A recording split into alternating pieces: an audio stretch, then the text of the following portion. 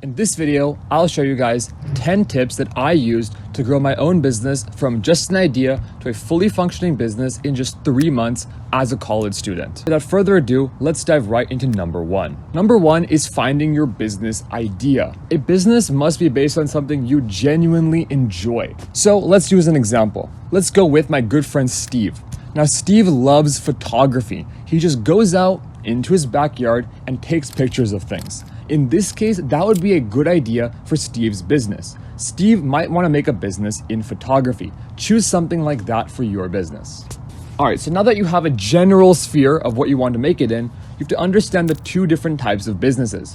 There is B2B and B2C businesses. Now, first, a B2B means a business to business. That means that you're selling a good product or service to a different business. And for B2C, you're selling it to consumers, as in a large base of ordinary people. Now, there's a lot of pros and cons to each one. However, my personal recommendation is starting with a B2B business. The main reasons are because for B2B, you don't need that much of an explicit marketing budget. And second, B2B businesses tend to be easier to start and stop. So for example, if you want to stop your business, you can just leave on good terms with your clients and kind of shut it down. Whereas for a B2C business, you have a whole customer base you have to keep on continually growing and fostering. However, on screen here, I've listed some more detailed pros and cons about B2B and B2C. So just consider this when you're starting and we can move on from here. Step number two is niching down. I want you to understand this. There's no such thing as this one brilliant idea that'll somehow change every market. Almost everyone can have ideas. So it's more about finding a market where your idea is new than trying to find a completely new idea all across the world. So how do you choose a niche for your business? Well, it's very similar to how you choose your business idea.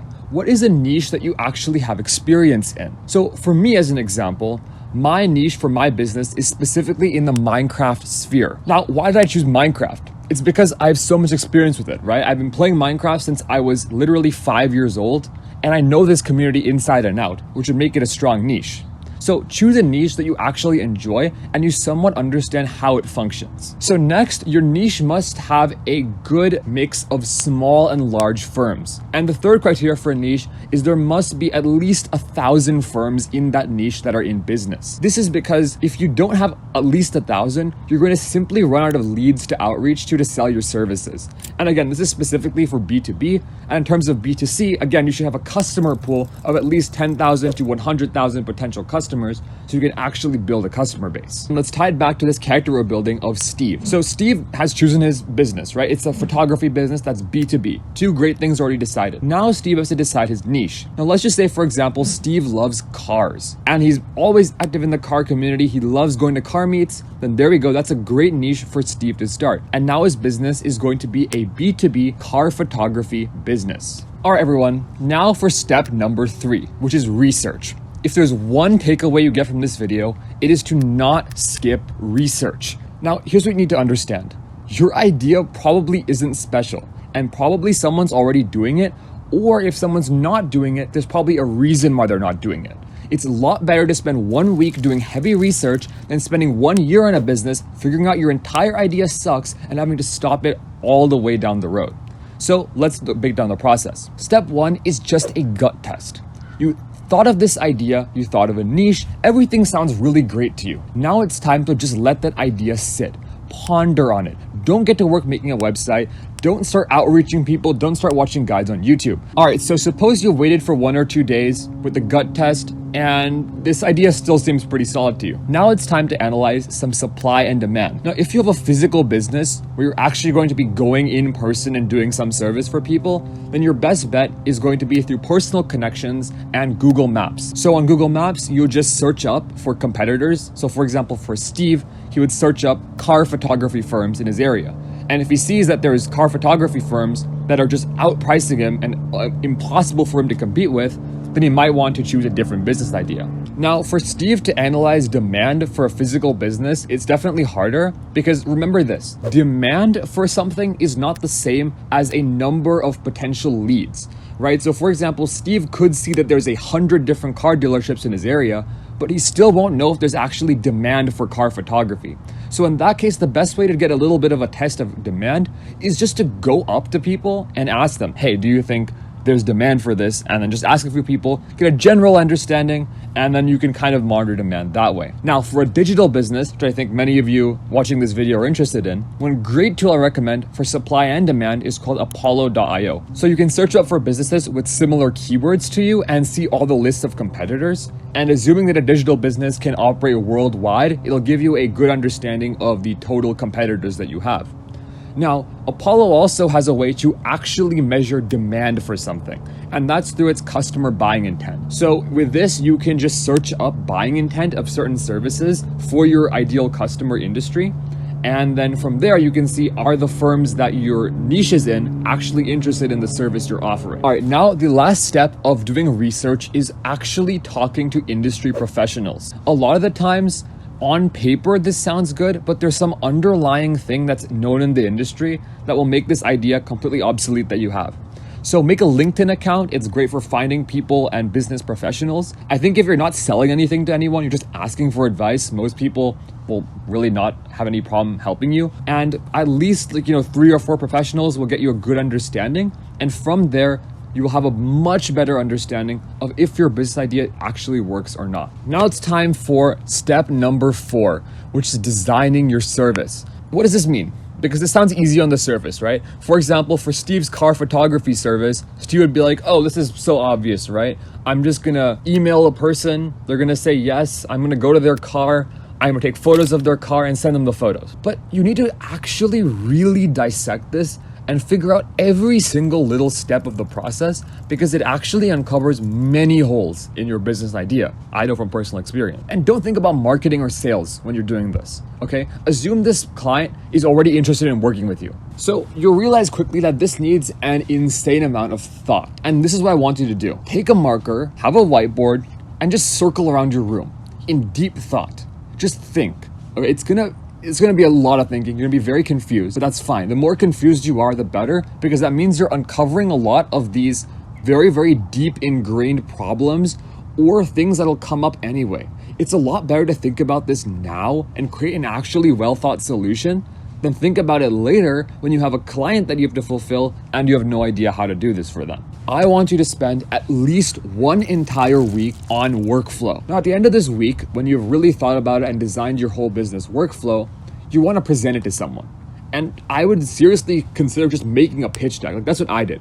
I literally went on Canva and made a pitch deck as if I was talking to investors about my idea. And I literally went to my family and I presented this pitch deck to them. And my family found a lot of holes in my idea. I'm not gonna lie. But that's fine.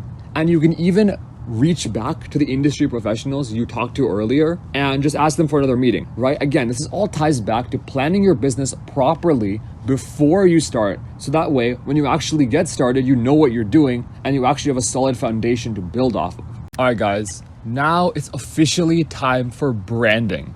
More of the fun part, so to speak. Speaking of branding, if you think my brand in this video is pretty cool, just consider dropping me a sub so I know that this video is helpful and I should make more content like this. Thank you. Now, the way I define branding is anything that displays the entity of your business to other people. So this means your website, your name, your logo, etc. So here's a rapid fire guide on all the branding you'll need when just starting your business. Now, the very first thing you need is the name of the business. Now, if your business is a B2B business, especially if it's a service business, for example, Steve's photography business we're building here, then it's honestly pretty simple. You can just choose some name and whatever service you offer. So for example, my company is called Hotslicer Media because we are a media company. And just like that, you can come up with any basic name here. Don't overthink it. And there you go. Just do one thing though, check the trademark for that name. So go to the trademark registry, make sure that the trademark is actually available so that later down the line, you won't have legal troubles for having a certain name of your business. So the second part of branding is your logo. Now, I'm pretty sure after this video, all of you guys are gonna spend the next 6 hours on a free logo generator trying to make the perfect logo. Now, a logo is important, so here's some pointers for you guys. First, I recommend just 1 or 2 colors and make sure the colors work well on a white and a black background. This is a mistake I made personally. So next, make sure you export the logo as a high quality PNG with a transparent background, so that way you can add it to any creative assets you might have for the rest of the business. And next, I just recommend something nice, clean, and simple. Just don't go crazy with the designs, and Canva is a great source for logos. Just search up logos on Canva, scroll through. That's how I got my logo, and it's a pretty good source there.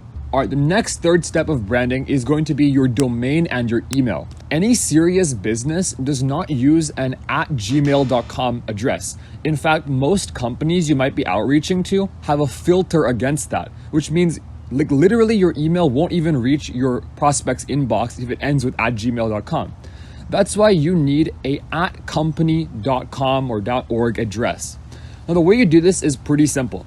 You want to sign up for a Google Workspace subscription. It's about $4 a month. And then you also want to buy a domain from Google for about $1 a month. Now, setting up the authentication and then getting a good spam assassin score and all that can get pretty complicated. So for you guys only for this video, I have created a free PDF.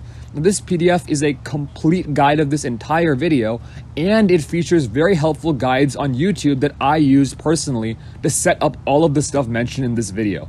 So if that interests you, join my Discord server in the description. It's completely free in one of the channels, and you can download the PDF there and use it along with this video. So after you've set up your @company email address, you'll also want to do a bit of email setup. So you'll want to have a nice email signature, just your company logo, your name, your title, and any important links will get the job done.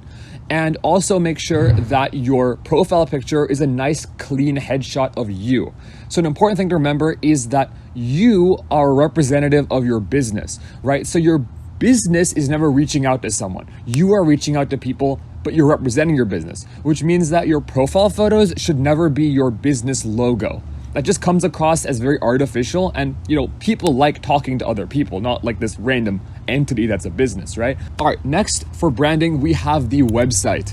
Now, people obsess a lot over websites, and it can be helpful, but at the end of the day, I want you to remember something, that websites and the brand and all of this stuff, it's really only to show the clients that you're a legitimate business. When you're getting started and you don't actually have proprietary softwares or login pages, you don't actually use your website for gaining leads or actually gaining some traction. So the only thing it should do is look clean and show to clients that you are a legitimate business and not a scammer. So even for me personally, up until just a few weeks ago, I used a simple WordPress one-page website that just explained what we did. And only recently did I build it out into more case studies and a better design. So you don't actually need this. Just make something simple that shows what you guys do, and it will work out. All right, now the last part of this branding little quick fire round is LinkedIn. If you're working with a lot of tech companies or just companies that have a LinkedIn presence, having a well built out LinkedIn profile is very important. So I've attached a guide in the PDF, as I mentioned, about how to make a good LinkedIn profile and also make a LinkedIn company page for your business so you can list your business as one of your experiences. All right, and that is the crash course on branding. Now, branding goes very, very deep. It's an entire subject of its own. And honestly, after you set up this basic branding, it's definitely a good starting point to do more branding. So from there, you can discover all sorts of different funnels to increase your brand awareness and even generate organic leads through branding. But this is a good starting point. I wouldn't do more than this when you're just getting started. All right, so congratulations. If you followed up until this step, you now have a full foundation of your business and you have your branding. To a random prospect, your business is going to look like a legitimate entity, which is great. But there is some back-end software and setup that you need to have in place so that when you actually start outreaching to people, you know what to do and you aren't, again, in a panic. So there's quite a few different softwares and tools that I've found incredibly useful. So I'm just gonna list them off here. I recommend you guys use every single one of them. All right, so first of all is a calendar. If you don't have a calendar already, you need to start one right now. You cannot be a business owner and not have an extremely detailed and meticulous calendar. Now, in accessory to a calendar, you're going to want to set up a calendar booking app. This is an app that lets other people schedule time in your calendar to set up meetings or discovery calls, etc.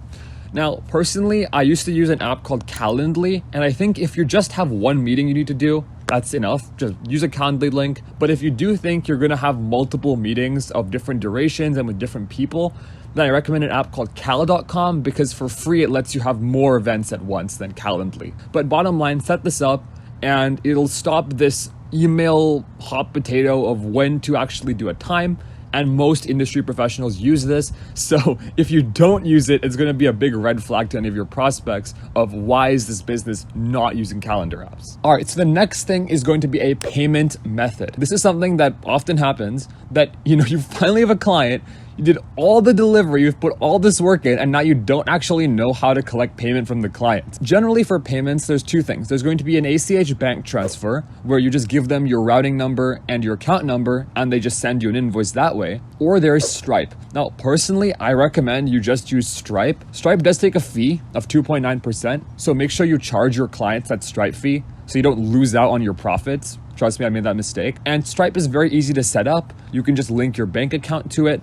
And from there, you can send your customers invoices directly to their email and they can pay for it. Now, personally, I honestly suggest you make a separate bank account for your business. You don't want a situation where your personal finances and your business finances are kind of muddled together. So have a bank account and also keep books. Books as in records of all your transactions and revenue and profit. Now, in accessory to that, you want a really good file management software. For me personally, I just use the Google Suite. I have a Google Drive folder. I really meticulously add subfolders and supporting documents and uploads to that. And in general, you just have to be very organized with this stuff because you will end up generating a ton of documents and data that you need to constantly look back on. Tons of spreadsheets and presentations and PDFs, etc. In general, legal requirements are not that much when you're starting. You can generally do business as a sole proprietor in the United States when you're getting started, which means you don't need a business license, you don't need to register an LLC, it's pretty simple. But what you do need is a contract. Always have a contract, even for the smallest things.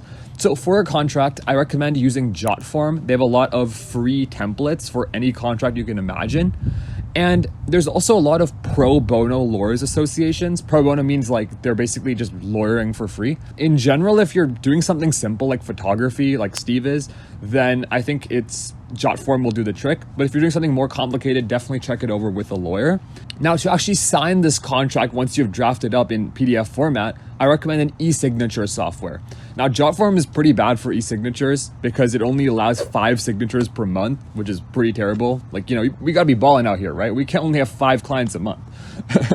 So I recommend a software called BoldSign. They allow for 25 contracts a month, which is much better. I mean, if you have more than 25 clients a month, at that point, just pay for it.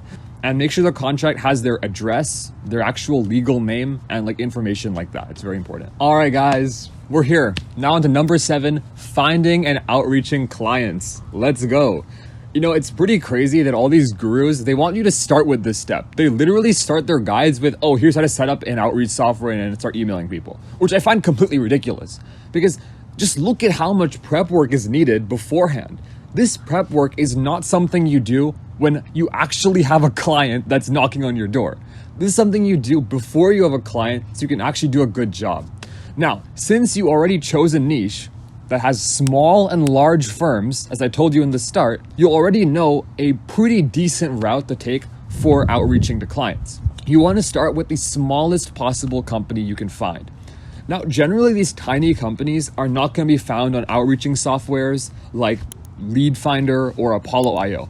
So instead, a really great tool I like is Discord. For example, if you have an online editing business. So a great way to start if you're an editor is just literally go on Discord, use the server discovery tool, and search up, for example, YouTubers or search up content creation servers, etc. And these are going to be very small little micro businesses that you can pitch to first. So that's what I recommend. I personally got my first few clients through Discord as well by literally just coming up with my account and pitching to them.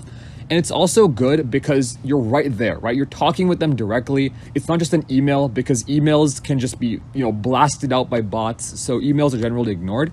but Discord messages have a much higher reply rate in general. Now, once you start hitting these budgets of $1,000 to $2,000, this is a great time to start moving on to actual outreach platforms like Apollo.io and Snob.io. Now, these outreach platforms have a registry of over 400 million employees at all these companies. Now, since you already did some supply and demand analysis from step number 1, you should already have a decent idea of which companies to outreach to with Apollo. So yeah, look at that. Look how much time this saves you when you front load this work instead of figuring it out just right off the bat. So to get started with Apollo, definitely filter the companies by industry and also by employee size to 1 to 10 employees. This is what you want to target. Now, Apollo has a really great and completely free email automation software just built in. I have a tutorial on Apollo in the PDF I mentioned earlier because Apollo does get a little complicated, but essentially just search up the companies, add the contacts to lists, import those lists to an email sequence, write the sequence, and by the way, for the sequence, have at least 5 follow-ups. And then from there, you can launch the sequence, and then those emails will be sent out with your @company name email address, which you conveniently also set up earlier because you're smart and you're watching this video. Lead generation should be one of the first things you outsource. And the reason is because it's not that complicated, but it's very time consuming. On Fiverr and Upwork, there's all these people. You just got to outsource this stuff to them. And for 2 reasons. First, frankly, you should be spending your time on better things that more specifically improve your business. And second, it's also because these people on Fiverr and Upwork actually have paid subscriptions to things like LinkedIn Sales Navigator and also Apollo.io Premium. Of course, this whole topic of lead generation and outreaching to clients is super vast. So that's also why on my end, it's very hard to generalize it to one video. But if you guys would like personalized support and consulting from me, I am now offering a free 10-minute call to you guys.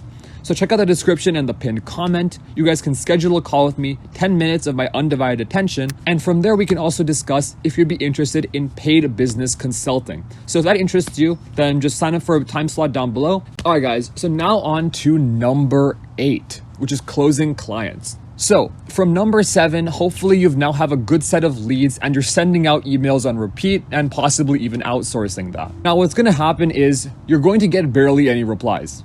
Okay, seriously, my reply rate is very low. Most people's reply rate is also very low. Just keep pushing because, I mean, honestly, this whole lead gen thing is a numbers game. It's a volume game. I would recommend like researching a bit into optimizing your emails and your value proposition, etc. But, you know, I honestly believe that people just know if they want your service within the first 5 seconds. And whatever you say isn't necessarily going to change that in terms of replying. Now, after they reply, generally people aren't going to just be like, yes, let's go on, let's buy your service and a full close, right? They're going to need some convincing here.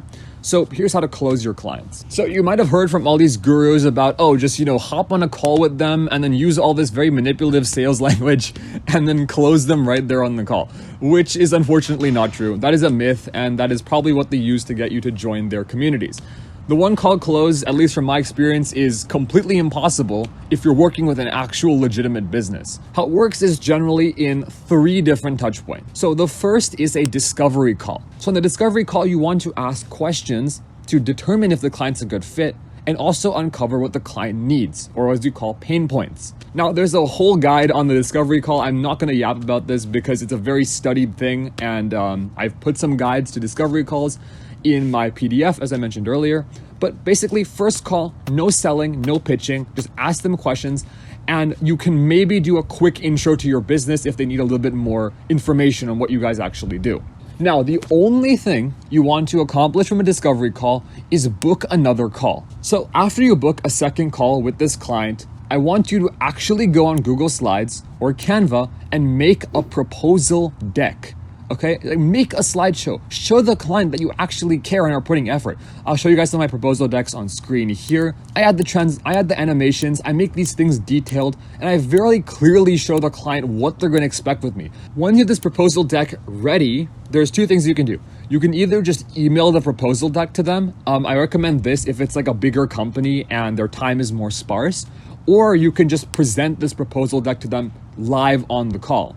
And from here, honestly, I don't believe in all this sales language and then all this closing stuff. If you're working with a real legitimate business, they're not going to be persuaded by any sales language you give them. Okay, they're looking at this very objectively based on the raw data and value propositions of both parties. So if someone declines, maybe follow up once, but after that, just drop it. There are more leads out there. This is exactly why I told you guys to find a market with at least 1,000 companies. Then you have 1,000 other people to go to if one person says no. All right, everyone, we've almost made it to the end of this incredible business journey. Now for number 9, we have delivering your service. Now I feel like in the modern landscape, the entire focus is just on the sell, right? It's on just getting the client by any means necessary. And after that, whatever happens, it doesn't matter because, oh, you've supposedly made some amount of money, so you're in the clear. But that's not true from my experience at least. And the reason is because when you first sign a client, they're not allocating as much money as they have a budget for to your company. For example, Steve's car photography, right? If he signs a client for a 30-minute photo session for $100, you can be assured that that client has $500 set aside for car photography, and he's just pretty much testing out Steve to see if he's worth it or not. Think back to how I told you about outsourcing lead gen and trying out multiple Fiverr people. Guess what? Your clients are doing the same thing, and they won't tell you about it, but they are doing the same thing. Even if they sign you for a project, they have more money to allocate to that particular task, but they just don't see results from you. So why would they allocate their entire budget to you, right? It makes no sense. So that's always why you want to establish repeat customers. This is why I had you guys spend an entire week planning the workflow at step number 4. It's because you don't want to think about how you're going to deliver your service when you have a client. It should be something that has incredible thought put behind it, that's had the actual review of industry professionals, so that when you actually have a client, you know exactly what to do and you know that you're going to deliver good service based on your skills. The next aspect of delivering good service is under-promising and over-delivering. By under-promising, that means that you set the bar of success of your project with the client lower so that you know that you can exceed it. And sometimes it's very hard to under-promise and over-deliver, so at least give a reasonable promise and try to over-deliver. But absolutely never over-promise, because that's a one-way ticket to not having a repeat client. And the next thing is you want to have as many touch points with the client as possible. What you need to show the client is that you are a professional business. You're not just some kid in his living room trying to make some quick money. And that's why you need to incorporate at least 5, if not more, touch points. Provide as many updates as possible because you're a professional, right? You are completely on top of what the client is doing. You know exactly how it's going. And the client knows that, oh, this person is really on top of my project, and this person is actually a professional in their field. And finally, one of those touch points should always be a debrief. Just get on a call and just ask them how it went. Show them that you can still provide value and get that repeat client whenever possible. All right, now for number 10, we have some important points about the business mindset, which I think is as important as all these very, very technical things. In a business, you exchange value for money, not time for money. Your goal should never be to either spend the least amount of time and get the highest hourly rate, and it should also be not to attain some limit amount of money. It should always be to maximize your value, because the money will come along with it. Again, right, a business, as I mentioned at the very start of this video, it is hard. It takes a lot of time. It is not glamorous or flashy. It teaches you an incredible amount though, so you need to commit yourself to the idea. You can't just be in a mindset of spending the least amount of time and trying to get the most amount of money. That is what you get with a job. That's not what you get with a business. So you're working on a business, you're gonna spend a lot of time, you might not get that much money, but as long as you keep on improving the value that you're providing, I think that you will find success. So that brings us to the end of this incredibly long video. Now, again, this is a very high level overview because of how much nuance there is in every business. So I'll say again, if you would like personalized consulting from me, I'm now offering a free 10-minute call in the description and the pinned comment. You can sign up for it, and you can also decide if paid consulting is right for you. And of course, join my Discord server because I have a PDF with just really detailed guides on all the stuff I mentioned here. So yeah, that's the end of the video. Please comment down below if this brought you some value. Subscribe, and I'll see you guys later. See ya.